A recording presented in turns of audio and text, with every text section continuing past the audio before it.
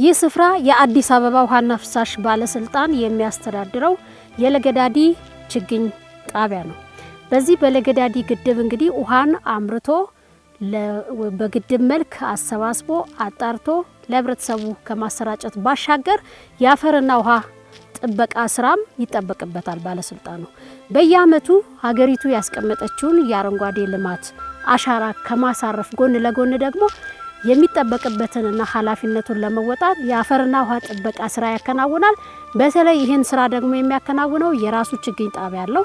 የተለያዩ እዚህ ጋር የምትመለከቷቸው የደን ችግኞችን በማፍላትና በማዘጋጀት በየአመቱ የችግኝ ተከላ መርሃ ግብር ያከናውናል። ዘንድሮ ምን አይነት ዝግጅት ተደርጓል? ችግኝ የማፍላቱ ሂደት ምን ይመስላል? መሬትስ ምን ያህል ተዘጋጅቷል? የሚለውን ደግሞ እዚህ ያሉ ባለሙያ ጋር ቆይታ እናደርጋለን። ተከተሉ። አሁን ምን ክፍል ውስጥ ነው የምንገኘው? አሁን የምንገኘው የአዲስ አበባ ዋና ተፋሰስ ጥበቃ ክፍል በለገዳዲ ሳይት ላይ የችግኝ ጣቢያ ማፍያ ጣቢያ ላይ ነው የምንገኘው ማለት ነው። በጣም ጥሩ። እስቲ ዘንድሮ እንግዲህ ሁሌም በየአመቱ የአዲስ አበባ ውሃና ፍሳሽ ባለስልጣን በዚህ መልኩ ችግኝ እያፈራ ተንከባክቦ ለመተከል ሲደርስ ሀገራችንም የምትከተለውን የአረንጓዴ ልማት ወይም የአረንጓዴ አሻራ መርሃ ግብርንም ጭምር በመከተል በየአመቱ ይተክላልና የዘንድሮ ዝግጅት ምን ይመስላል? የመሬት ዝግጅት፣ የችግኝ ዝግጅቱን አጠቃላይ እንዲነግሩን። እዚህ አካባቢ የሚሰሩ ስራዎች የችግኝ ማፍያ ነው። እዚህ ውስጥ ያለነው ግሪን ሃውስ ይባላል። ችግኙ ሲጀመር ሲፈላ መጀመሪያ ከደንና ልማት ዘር እንገዛለን። ዘር ከገዛን በኋላ የተለያዩ የደን ዘሮች ነው የምንገዛ። ያንን የተለያዩ ደን ዘሮችን በሁለት አይነት ነው የምንጠቀመው። አንደኛ ፖሊንቱብ ላይ ፖሊንቱብን ከሰራን በኋላ ፖሊንቱብ ላይ ዳይሬክት እንዘራለን።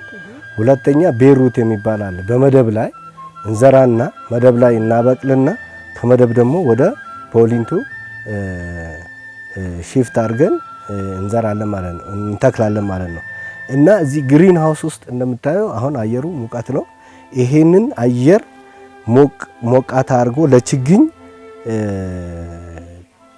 ጥሩ ኮንዲሽን እንዲኖራቸው ያረጋል ማለት ነው። እና እዚህ ውስጥ ችግኞች ከተተከሉ ወይ ደግሞ ከተቀመጡ በኋላ ቢያንስ ከ3 ወር ከ2 ወር እስከ 3 ወር እዚህ ውስጥ ይቆያሉ። እዚህ ውስጥ ከቆዩ በኋላ ኔት ሃውስ አለን። ከዚህ ጀርባ ያለው እዚህ ኔት ሃውስ አለን። ከዚህ ወደ ኔት ሃውስ ሺፍት እናደርጋለን። ለምን? እዚህ ጋር ያለው ሙቀት እዛ ጋር ደግሞ ትንሽ ቅዝቃዜ ስላለውና ተባዮቹም እንዳያጠቁ ኔት ሃውስ አለን። በዛ በኔት ሃውስ ውስጥ ትንሽ ቆይታ እናደርጋለን ለ1-2 ሳምንት። እዛ ጋር ያንን አየር ከተቋቋሙ በኋላ ደግሞ ሃርዲኒንግ የሚባል አለ። ውጪ ወጥቶ የውጭውን አየር እንዲያውቁ እናደርግና ከዛ በኋላ ነው ወደ አዘጋጀነው ሳይት ወይ ደግሞ ወደሚተከለው የደን ቦታ ላይ እናዛውራለን እና እዛ እንተክላለን ማለት ነው። ስለዚህ በዘንድሮ አመት የተዘጋጀው በእንደዚህ አይነት እንትን ለዘንድሮ አመት ይተከላል ብለን ያዘጋጀነው ወደ 150 ሺህ ችግኞችን አዘጋጅተን በእጃችን ይዘናል ማለት ነው። የማሳ ዝግጅቱስ ምን ይመስላል? ጉድጓድ ቁፋሮ እንግዲህ አሁን የማሳ ቁፋሮ አሁን ሰኔ ነው። ከሰኔ ነው እኛ የምንጀምረው ማለት ነው። ለምንድን ነው የምንጀምረው? አንደኛ አፈሩ ተቆፍሮ እዛ ጋር ያለው ጉድጓዱ እንዲብላላና ዝናብ ሲመጣ ተክለን አፈሩ መልሰን ተክለን ቆንጆ ውጤት እንዲኖረው አሁን ነው የጀመርነው እኛ። አሁን በእጃችን ያሉት ወደ 150 የሚሆኑ ሰራተኞች አሉ። እነሱን ያው በዚህ ሳምንት ጀምሮ አሰማርተን የጉድጓድ ዝግጅት አዘጋጅተናል ማለት ነው። ስለዚህ ይህንን ጉድጓድ ዝግጅት የምናዘጋጀው በያዝነው ችግኝ መጠን ወደ 150 ሺህ ጉድጓዶችን ለማዘጋጀት አቅደን ተነስተናልና ስለዚህ አሁን ባያችሁት ቅድም መሰረት ጉድጓዱ የተዘጋጀና ያው ወቅቱ ሲደርስ ከዚሁ ችግኝ ወስደን እንተክላለን ማለት ነው። በጣም ጥሩ። እንግዲህ ችግኝ መትከል ብቻ ሳይሆን ተንከባክቦ ደግሞ የታለመለትን ዓላማ እንዲሁ ከማድረግ አኳያ ሁሉም ትልቅ ኃላፊነት አለበት። እንደኛ ተቋም ምን ይመስላል? ሀምና ብዙ እንደተከል እናስታውሳለን እና ምን ያህል ፐርሰንት ጸድቋል? አሁን አምና ያው ከተከልናቸው ተክሎች አንደኛ ትልቁም የኛ ስራችን ምንድነው መትከል ብቻ ሳይሆን እንክብካቤ ላይ ነው እየሰራን ያለነው። አምና ከተከልናቸው ውስጥ ቢያንስ 95% ይዟል በቅሏል ማለት ነው። ስለዚህ እነሱን ከስር ከስር እየሄድን እነኛ ከብቶች እንዳያጠፉ ሌሎች ነገሮች ገብቶ እንዳያጠፉ ጥበቃ አድርገንላቸው አሁን ባያችሁት መሰረት በቁንዱ ኮንዲሽን 95% በቅሎ ያው ለእይታ ደርሷል ማለት ነው። ማንም ሰው መጥቶ ማየት ይችላል፣ መጎብኘት ይችላል። ስለዚህ አሁን ያለው ደረጃ ቆንጆ ደረጃ ነው ያለው ማለት ነው። በጣም ጥሩ። እንግዲህ እዛ ጋር ቀደም ምን ተመልክተናል። ዘንድሮ የሚተከለውን ከክረምት ጀምሮ የሚተከለው በዚህ መልኩ እየተዘጋጀ ነው። ለተከላ የደረሰው ደግሞ ውጭ ላይ ነው ያለው። ገና ለሚመጣው አመት ደግሞ የችግኝ ተከላውን ችግኝ ለማፍላት ሴቶቹ ሲተክሉ አይተናልና ገና ዘንድሮ ነው ማለት ነው። አሁንም ለሚመጣው አመት አሁን ቀደም ተብሎ ነው ማለት ነው ዝግጅት የሚደረገው። አሁን ለምንድን ነው አንደኛ የደን ዛፎች አበቃቀላቸው የተለያዩ ናቸው። ለምን ረጅም ጊዜ የሚወስድ አለ፣ አጭር ጊዜ የሚወስድ አለ። ስለዚህ እኛ አሁን ረጅም ጊዜ የሚወስደውን ለሚቀጥለው አመት የሚተከለውን ዘንድሮ ነው የምናዘጋጀው ማለት ነው።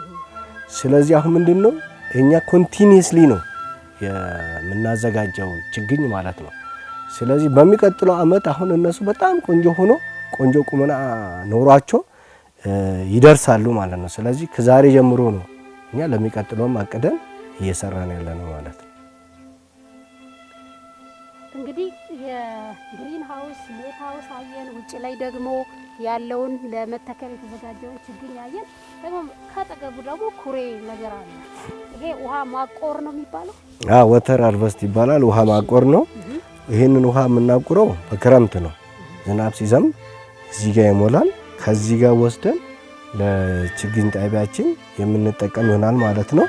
ይሄ ያደረግነው ይሄ ጂኦ ሜምብሬን ይባላል። ይሄ የተደረገው ምክንያቱ አንደኛ ውሃችን ሰርጎ እንዳይሄድ ነው።